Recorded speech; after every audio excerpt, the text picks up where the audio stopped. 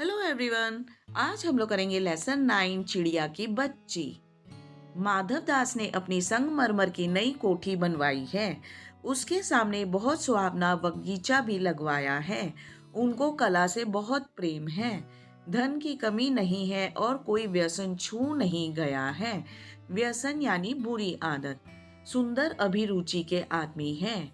अभिरुचि यानी कि अच्छी रुचियां, अच्छे इंटरेस्ट। फूल पौधे रकाबियों से हौजों में लगे फव्वारों में उछलता हुआ पानी उन्हें बहुत अच्छा लगता है। इस तरह के व्यवस्था को हम कहते हैं रकाबियों से हौजों में लगे फूल पौधे। यह फव्वारा भी गोलाकार का है और उसके आसपास गोलाकार में पौधे लगे हुए हैं। समय भी उनके पास काफी है। शाम को जब दिन की गर्मी ढल जाती है और आसमान कई रंग का हो जाता है, तब कोठी के बाहर चबूतरे पर तख्त डलवा कर मसनद के सहारे वह गलीचे पर बैठते हैं। मसनद होता है वो बड़े आकार का गोल तकिया, उसे हम कहते हैं मसनद।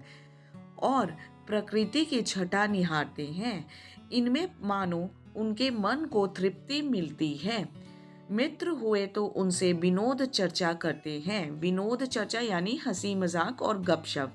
नहीं तो पास में रखे हुए फर्शी हुक्कों की सटक को मुंह में दिए ख्याल ही ख्याल में संध्या को स्वप्न की भांति गुजार देते हैं। आज कुछ कुछ बादल थे। घटा घटा गहरी नहीं थी। धूप का प्रकाश उनमें से छन छन कर आ रहा था।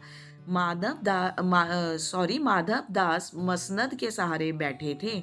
उन्हें जिंदगी में क्या स्वाद नहीं मिला है, पर जी भर कर भी कुछ खाली सा रहता है। उस दिन संध्या समय उनके देखते देखते सामने की गुलाब की डाली पर एक चिड़िया आन बैठी यानी आ बैठी। और संध्या समय यानी कि शाम का समय। चिड़िया बहुत सुंदर थी। उसकी गर्दन लाल थी और गुलाबी होते होते किनारों पर जरा जरा नीली पड़ गई थी। पंख ऊपर से चमकदार स्याह थे। उनका नन्हा सा सिर तो बहुत प्यारा लगता था। उसका नन्हा सा सिर तो बहुत प्यारा लगता था और शरीर पर चित्र विचित्र चित्रकारी थी। चिड़िया को मानो माधव दास की सत्ता का कुछ पता नहीं था और मानो तनिक देर का आराम भी उसे नहीं चाहिए था। मतलब यहाँ पे मानव दास की सत्ता चलती थी, यानी कि सारा पावर माधव दास का था।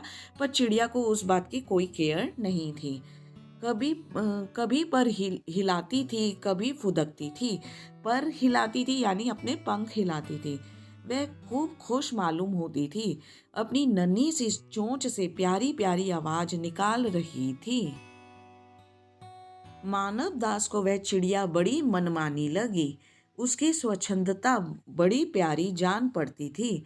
स्वच्छंदता यानी कि उसकी इंडिपेंडेंस। कुछ देर तक वह उस चिड़िया का इस डाल से उस डाल थिरकना देखते रहे। इस समय वह अपना बहुत कुछ भूल गए। उन्होंने उस चिड़िया से कहा, आओ तुम बड़ी अच्छी आई। यह बगीचा तुम लोगों के बिना सुना लगता है। सुनो चिड़िया, तुम खुशी से यह समझो कि यह बगीचा मैंने तुम्हारे लिए ही बनवाया है।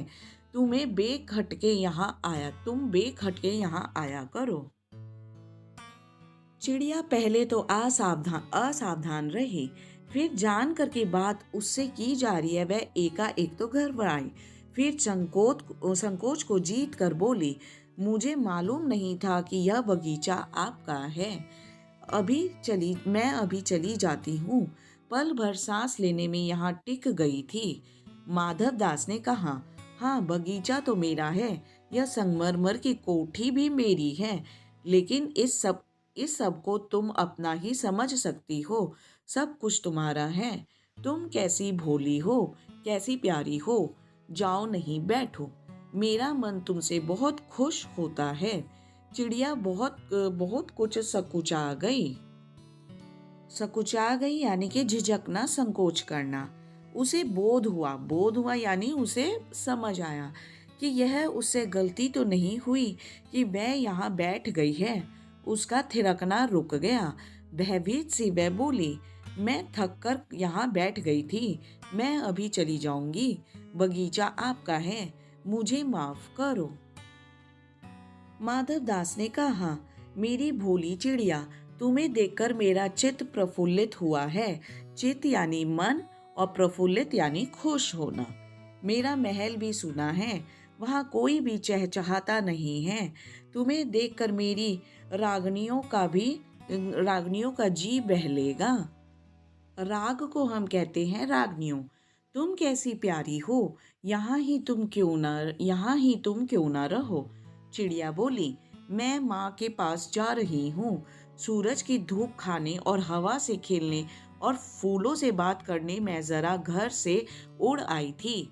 अब सांझ हो गई है और माँ के पास जा रही हूँ। अभी अभी मैं चली जा रही हूँ, आप सोच ना करें। माधवदास ने कहा, प्यारी चिड़िया, पगली मत बनो। देखो तुम्हारे चारों तरफ कैसी बहार है। देखो वह पानी खेल रहा है, उधर गुलाब हंस रहा है। भीतर महल में चलो, जाने क्या क्या ना पाओगी। मेरा दिल वीरान है। वीरान यानी कि खाली। वहां कब हंसी सुनने को मिलती है। मेरे पास बहुत सा सोना मोती है। सोने का एक बहुत सुंदर घर मैं तुम्हें बना दूंगा। मोतियों की झालर उसमें लटकेगी। तुम मुझे खुश रखना। मैं तुम्हें क्या और तुम्हें क्या चाहिए। माँ के पास बताओ क्या है। तुम यहाँ ही सुख से रहो, मेरी भोली गुड़िया। चिड़िया इन बातों से बहुत डर गई। वह बोली, मैं भटककर तनिक आराम के लिए इस डाली पर रुक गई थी। अब भूल कर भी ऐसी गलती नहीं होगी। मैं अभी यहाँ से उड़ी जा रही हूँ। तुम्हारी बातें मेरी समझ में नहीं आती हैं। मेरी माँ के घोंसले के बाहर बहुत सुनहरी धूप बिखरी रहती है। मुझे और क्या करना है। 2 दाने माँ ला देती है और जब मैं पर खोलने बाहर जाती हूँ तो माँ मेरी बाट देखती रहती है। इस सेंटेंस का मतलब, जब मैं पर खोलने बाहर जाती हूँ यानी कि मैं जब अपने पंख खोलकर बाहर थोड़ी देर के लिए जाती हूँ। और बाट का मतलब कि किसी की राह ताकना।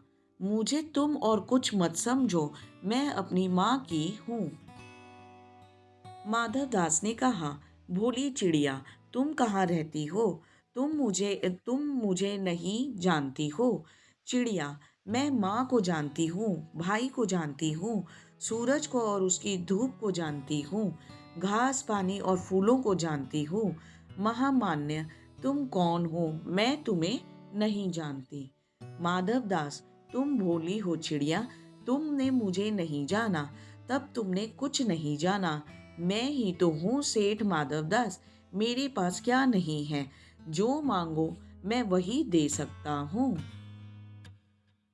चिड़िया, पर मेरी तो छोटी सी जात है, आपके पास सब कुछ है, तब मुझे जाने दीजिए। माधव दास, चिड़िया, तू नीरी अनजान है। नीरी यानी कि बिल्कुल। मुझे खुश करेगी तो तुझे माला माल कर सकता हूँ। चिड़िया, तुम सेठ हो, मैं नहीं जानती सेठ क्या होता है, पर सेठ कोई बड़ी बात होती होगी। मैं अनसमझ ठहरी। अनसमझ यानी जिसे समझना हो। माँ मुझे बहुत प्यार करती है, वह मेरी राह देखती होगी। मैं माला माल होकर क्या होऊंगी, मैं नहीं जानती। माला माल किसे कहते हैं, क्या मुझे वह तुम्हारा माला माल होना चाहिए। सेठ, अड़ी चिड़िया, तुझे बुद्धि नहीं है। तू सोना नहीं जानती, सोना उसी की जगत को तृष्णा है। तृष्णा यानी प्यास। वह सोना मेरे पास ढेर का ढेर है। तेरा घर समूचा सोने का होगा। ऐसा पिंजरा बनवाऊंगा कि कहीं दुनिया में ना होगा। ऐसा कि तू देखती रह जाए।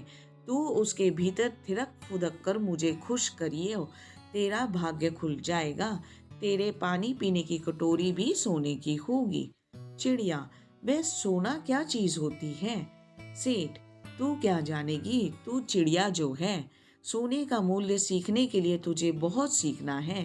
बस यह जान ले कि सेठ माधव दास तुझसे बात कर रहा है। जिससे मैं बात कर लेता हूँ उसकी किस्मत खुल जाती है। तू अभी जग का हाल नहीं जानती। जग यानी संसार।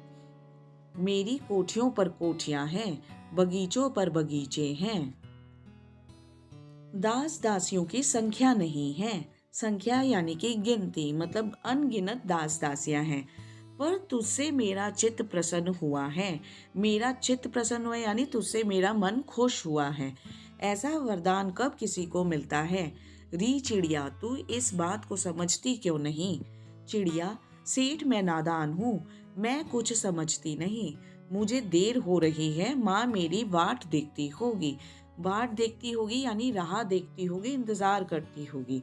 सेठ, ठहर ठहर, इस अपने इस अपने इस अपने पास के फूल को तना तूने देखा? सेठ, ठहर ठहर, इस अपने पास के फूल को तूने देखा? यह एक है, ऐसे अनगिनती फूल हैं। ऐसे अनगिनती फूल मेरे बगीचे में हैं। वह भांति भांति के रंग के हैं। भांति भांति यानी डिफरेंट डिफरेंट, अलग अलग, तरह तरह की उनकी खुशबू है। चिड़िया, सेठ, ठहर ठहर, इस अपने पास के फूल को तूने देखा? यह एक है, ऐसे अनगिनती फूल हैं। अनगिनती यानी बहुत सारे, जिनकी गिनती नहीं होती। ऐसे अनगिनती फूल मेरे बगीचे में हैं। वह भांति भांति के रंग के हैं, तरह तरह की उनकी खुशबू है। चिड़िया, तैने मेरा चित्त प्रसन्न किया है। चित्त प्रसन्न करना यानी मन खुश करना। और वह सब फूल तेरे लिए खिला करेंगे। वहाँ घोंसला में तेरी माँ है, पर माँ क्या है? इस बाहर के सामने तेरी माँ क्या है? वहाँ तेरे घोंसले में कुछ भी तो नहीं है। तू अपने को नहीं देखती? कैसी सुंदर तेरी गर्दन, कैसी रंगीन देह यानी शरीर। तू अपने मूल्य को क्यों नहीं देखती? मैं तुझे सोने से मढ़कर तेरे मूल्य को चमका दूंगा। तैने मेरे चित्त को प्रसन्न किया है, तू मत जा, यहीं रह। यानी कि जो सेठ जी हैं उस चिड़िया की बच्ची को बहुत लालच देने की कोशिश कर रहे हैं। सोने का पिंजरा, सोने की ऐसा बर्तन जिससे कि वो पानी पिए, इतने सारे फूल, इतना सारा बगीचा। पर फिर भी वह चिड़िया की बच्ची यह बात मानने को तैयार ही नहीं है कि वह अपनी माँ को छोड़ के सेठ जी के पास रहेगी। चिड़िया, सेठ मैं अपने को नहीं जानती, इतना जानती हूँ कि माँ मेरी माँ है और मुझे यहाँ देर हो रही है। सेठ, मुझे रात मत करो, रात में अंधेरा बहुत हो जाता है और मैं राह भूल जाऊंगी। सेठ ने कहा, अच्छा चिड़िया जाती हो तो जाओ, पर इस बगीचे को अपना ही समझो, तुम बड़ी सुंदर हो। यह कहने के साथ ही सेठ ने एक बटन दबा दिया। उसके दबने से दूर कोठी के अंदर आवाज हुई, जिसे सुनकर एक दास झटपट भाग कर बाहर आया। यह सब क्षण भर में हो गया और चिड़िया कुछ भी नहीं समझी। सेठ कहते रहे, तुम अभी माँ के पास जाओ, माँ बाट देखती होगी, पर कल आओगी ना? कल आना, परसों आना, रोज आना। यह कहते कहते दास को सेठ ने इशारा कर दिया और वह चिड़िया को पकड़ने के जतन में चला। यानी कि ये जो नौकर है वो चिड़िया को पकड़ने लगा था सेठ जी के इशारे पर। सेठ कहते रहे, सच तुम बड़ी सुंदर लगती हो। तुम्हारे भाई बहन हैं? कितने भाई बहन हैं? यानी कि सेठ जी इस चिड़िया की बच्ची को बातों में लगा रहे हैं। चिड़िया, दो बहन एक भाई, पर मुझे देर हो रही है। हाँ हाँ जाना, अभी तो उजाला है। दो बहन एक भाई है, बड़ी अच्छी बात है। पर चिड़िया के मन के भीतर जाने क्यों चैन नहीं था।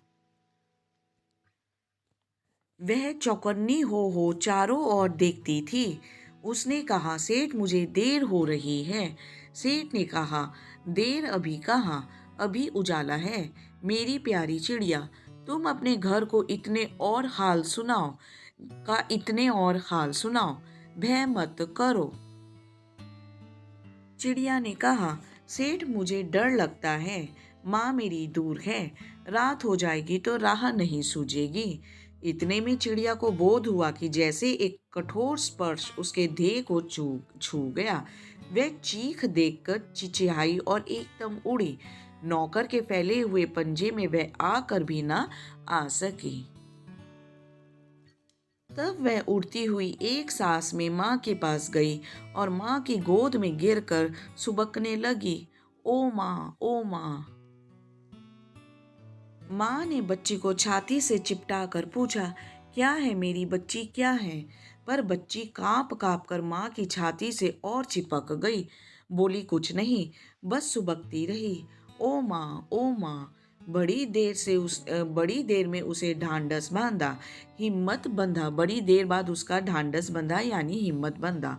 और तब वह पलक मीच उस छाती में ही चिपक कर सोई, जैसे अब पलक ना खोलेगी। इसके रचयिता है जनेंद्र कुमार। तो बच्चों आओ हम देखते हैं इस कहानी का सार। तो इस कहानी में एक सेठ है, उनका नाम है माधव दास। उनके पास बहुत धन दौलत है। उन्होंने एक नई संगमर की कोठी भी बनवाई है और उसके ठीक सामने एक बहुत ही खूबसूरत आलीशान बागीचा भी बनवाया है। माधव दास के पास बहुत सारे नौकर चाकर हैं, इतने सारे कि उनकी कोई गिनती भी नहीं है। और ये मतलब यानी कि कुल मिलाकर माधव दास बहुत धन धान्य है और माधव दास का चरित्र भी बहुत अच्छा है। उनके अंदर कोई तरह की गलत आदत भी नहीं है, वो कोई तरह का नशा भी नहीं करते, कुछ नहीं। और उन्हें कला से बहुत ज़्यादा प्रेम है। पर उनके जीवन में ऐसा कुछ है जिनसे वह दुखी हैं और वो है सूनापन। इतनी धन दौलत होने के बाद भी वो पूरी तरीके से सुखी नहीं है। जो भी सुख है उनके पास धन दौलत का है, पर जीवन का सुख नहीं है उनके पास। उनके पास कोई भी नहीं है। इतना सब कुछ होते हुए भी वह सही मायनों में खुश नहीं है। एक दिन वह अपने बागीचे में बैठे हुए थे संध्या के समय, जैसे कि वो हर दिन बैठा करते हैं। कभी तो उनके यार मित्र आ जाते हैं, कभी वो नहीं तो खुद ही बैठे रहते हैं। तो एक दिन क्या हुआ कि संध्या के समय उनके बागीचे में एक बहुत ही सुंदर सी प्यारी सी चिड़िया आती है। वह चिड़िया बहुत ही रंग बिरंगी है और बहुत ज्यादा प्यारी है। माधव दास को वह चिड़िया बहुत अच्छी लगती है। वह चिड़िया से कहते हैं कि अच्छा हुआ तुम इस बागीचे में आ गई, कि यह बागीचा तुम लोगों के बिना सुना होता है, तो तुम यहाँ पर जरूर आया करो। वह चिड़िया को कहता है कि ये बागीचा भी मेरा है, ये कोठी भी मेरी है, पर तुम इसे अपना समझकर यहाँ पर जरूर आया करो। और फिर उस चिड़िया को कहते हैं कि तुम यहीं मेरे पास ठहर जाओ, कि मैं तुम्हारे लिए एक सोने का पिंजरा बनवा दूंगा, एक सोने की प्याली भी रखवा दूंगा जिससे तुम पानी पी सकती हो। पर वह चिड़िया कहती है कि नहीं, मैं यहाँ पे नहीं ठहरूंगी, कि मैं तो 2 घड़ी को यहाँ दम लेने के लिए रुकी थी, मैं तो चली जाऊंगी। तो वह बार बार एक ही बात कहती है चिड़िया। जितना भी माधव दास उसे प्रलोभन देते हैं, जितना भी लालच देते हैं, वह नहीं मानती और बार बार एक ही बात कहती है कि शाम हो चली है, दिन ढलने को है, मुझे अपनी माँ के पास वापस घोंसले में जाना है। जब माधव दास के इतने कहने पर भी चिड़िया नहीं मानती, तो माधव दास क्या करते हैं, अपने नौकर को बुलाकर छल से, कपट से, धोखे से उस चिड़िया को पकड़ के रख लेने की कोशिश करते हैं। लेकिन एकदम एंड टाइम पे वह चिड़िया क्या करती है, फुर से उड़ जाती है और जाकर सीधा अपने घोंसले में अपनी माँ से लिपट कर सुबकने लगती है और वह इसी तरह माँ की छाती के संग लगे लगे सो जाती है। तो बच्चों, हमें इस कहानी से ये बात बिल्कुल स्पष्ट है कि जरूरी नहीं कि जिनके पास धन दौलत हो, सारी खुशियाँ या सुख भी उन्हीं के पास हो। सारी खुशियाँ और सुख तो मन की शांति से आता है, जो कि माधव दास के पास नहीं था। इसलिए जिनके पास दौलत नहीं है, जो साधारण जीवन जीते हैं, उन्हें कभी तकलीफ नहीं करनी चाहिए। चिड़िया एक साधारण पंछी होकर भी खुश थी और माधव दास इतने बड़े इंसान होकर भी खुश नहीं थे। माधव दास के पास हर वो चीज थी जिसके लिए कोई भी साधारण इंसान तरस सकता है। वो पा भी सकता है, लेकिन जो चीज़ एक साधारण इंसान के पास होती है, खुशी, अपनापन, अपने लोग, वो माधव दास के पास नहीं था और वो चाह कर भी नहीं पा सकते थे। उनकी हालत इतनी दयनीय थी कि वे एक छोटी-सी चिड़िया को कहते हैं कि मेरी कोठी में रुक जाओ, और जब वो चिड़िया की बच्ची मना कर देती है, तो उसे छल कपट से पकड़ने की कोशिश करते हैं। तो यही चीज़ दर्शाता है कि खुशियाँ इस दुनिया में सबसे ज़्यादा मायने रखती हैं। इंसान अगर अंदर से खुश है तो उसका जीवन अच्छा है। अगर वह अंदर से खुश नहीं है, उसे शांति नहीं है, तो उसके जीवन में सब कुछ होते हुए भी कुछ भी नहीं होगा। तो ये था आपका लेसन 9, चिड़िया की बच्ची की रीडिंग और एक्सप्लेनेशन। और इस चैप्टर के क्वेश्चन आंसर्स के लिए आप हमारा दूसरा वीडियो ज़रूर चेक कीजिएगा। Thank you very much everyone.